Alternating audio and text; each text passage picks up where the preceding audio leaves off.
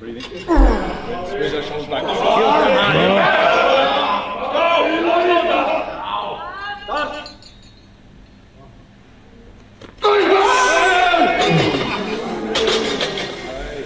Oh là là là là, il s'est pas raté du tout. Bon, vous êtes plusieurs à m'avoir demandé de réagir à la vidéo où on voit Thor qui justement s'arrache le pec. Je pense que là on va être servi. Je vais pas faire une introduction plus longue pour une fois. Générique.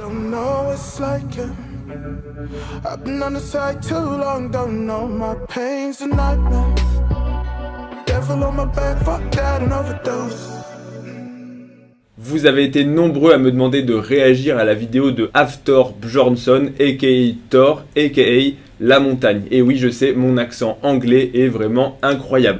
Donc, dans cette vidéo, et je vous inviterai pour ceux que ça intéresse à regarder la vidéo précédente où je parle notamment de son cardio, de ses potentiels problèmes cardiaques, mais également de son régime. Et vous allez voir que ça va avoir clairement son importance dans cette vidéo réaction à sa déchirure du pec. Pour vous résumer un petit peu tout ça, la montagne c'est un compétiteur en strongman, il a aussi fait Game of Thrones, bon mon accent anglais, ok il est pourri, s'il vous plaît pas de commentaires là-dessus, bref il a fait aussi du cinéma, et récemment il s'était mis à la boxe, et notamment il avait fait une perte de poids impressionnante, plus de 60 kilos perdus, on avait encore une fois parlé de son cardio qui était peut-être un petit peu à la ramasse, et il avait annoncé vouloir se remettre au sport de force, au powerlifting et éventuellement au strongman, un sport dans lequel il excellait. Et là on voit, on a vu récemment en fait ses performances, notamment un développé couché qu'il avait validé à 240 kg. Et là quand il va tenter 252,5 kg, il va s'arracher le pectoral gauche. Un arrachement qui, je vais dire, est assez classique dans les sports de force. Ce n'est ni le premier ni le dernier à s'arracher un pectoral. J'avais déjà réagi à plusieurs autres blessures similaires, notamment celle de Efkan qui justement pendant une série de développés couchés s'était fait une déchirure dans le corps musculaire. Là c'est un petit peu différent et on peut voir que c'est a priori, de ce que je peux en voir sur la vidéo, c'est carrément son tendon qui va s'arracher au niveau du pectoral. Donc le tendon c'est le tissu fibreux qui va attacher le corps du muscle à l'os. Et cette distinction, elle est très importante. Et pourquoi je commence par ça? Parce que c'est important de préciser et de détailler en fait que le tendon, c'est un tissu qui structurellement est différent du muscle.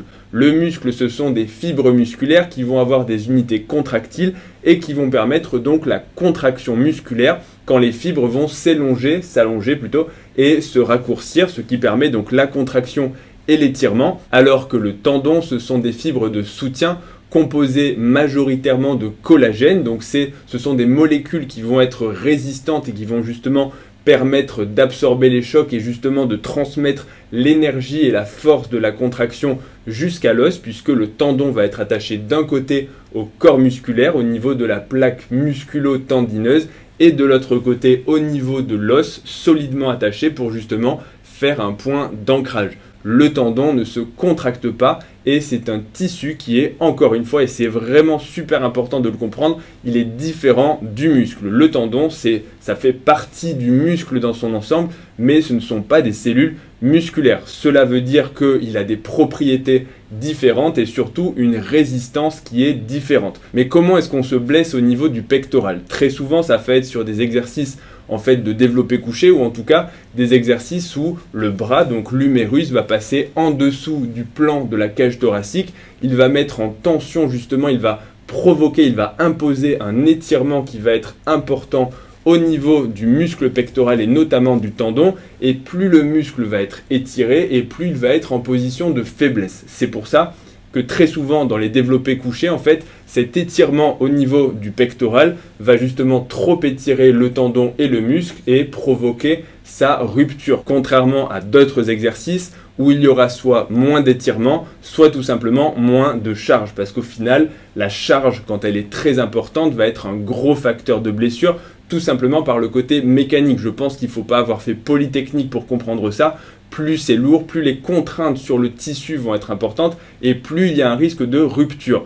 Ensuite, il y a bien évidemment des facteurs mécaniques et surtout biomécaniques en fonction des forces de levier, de la longueur de vos segments et de la hauteur, on va dire ça, de l'épaisseur de votre cage thoracique. Plus vous allez avoir une amplitude importante et un étirement du bras derrière le plan en fait de la cage thoracique qui va être important, plus vous allez étirer le pectoral, donc plus vous avez les humérus qui vont être longs, plus vous avez la cage thoracique qui va être plate, on va dire ça comme ça, peu épaisse, et plus vous allez devoir, puisque en powerlifting, il faut que la barre touche la poitrine, ce n'est pas équitable pour tout le monde, mais il y a des morphologies pour des gens qui vont être bons et surtout avoir moins de risque de se blesser au développé couché et d'autres qui vont être plus à risque. Donc après, voilà, on pourrait partir détailler la morphologie de la montagne. On va pas le faire dans cette vidéo, ce n'est pas le sujet, mais voilà, sachez qu'il y a différentes morphologies adaptées plus ou moins à certains mouvements. Maintenant, il y a bien évidemment des facteurs de récupération. Si vous avez une récupération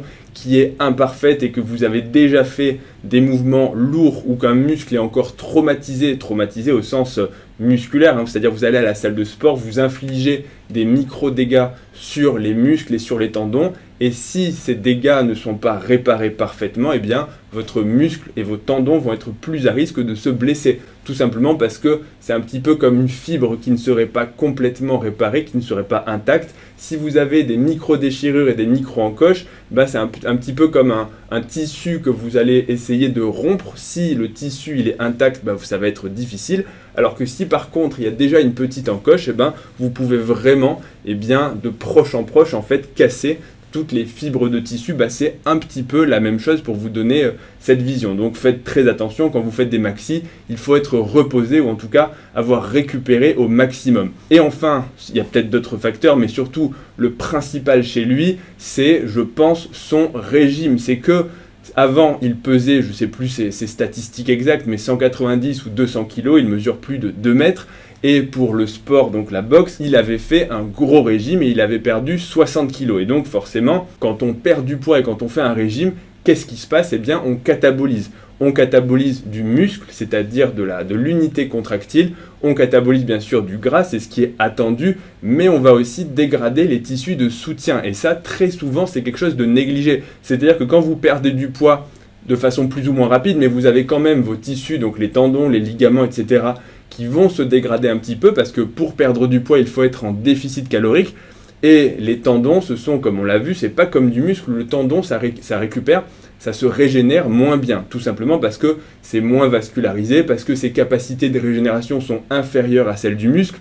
C'est pour ça que très souvent, on peut avoir des tendinites qui vont durer pendant plusieurs semaines, voire plusieurs mois, parce que ce sont des tissus lents à cicatriser et à se réparer. Et ce sont donc des tissus qui sont rapidement fragilisés, notamment dans le cadre d'un régime, et un régime important, où il a clairement, et j'en suis pas sûr, mais je peux quasiment l'affirmer, qu'il a abîmé ses tissus de soutien, tendons, ligaments, etc.